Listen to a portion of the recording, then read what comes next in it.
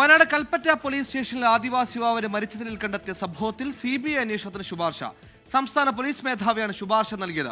CBI അന്വേഷണം ആവശ്യപ്പെട്ടുള്ള ഗോകുലിന്റെ കുടുംബത്തിന്റെ ഹർജി ഹൈക്കോടതിയുടെ പരിഗണനയിലാണ്.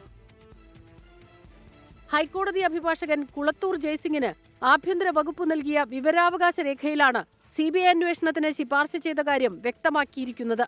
പോസ്റ്റ്മോർട്ടം റിപ്പോർട്ടിലെ വീഴ്ചയും പ്രതി ചേർക്കാതെ ഗോകുലിനെ അന്യായമായി കസ്റ്റഡിയിൽ വച്ചെന്ന പരാതിയും അന്വേഷിച്ച് റിപ്പോർട്ട് നൽകാൻ സംസ്ഥാന പോലീസ് മേധാവിയോട് ആവശ്യപ്പെട്ടിട്ടുണ്ടെന്നും ഈ വിവരാവകാശത്തിൽ പറയുന്നു.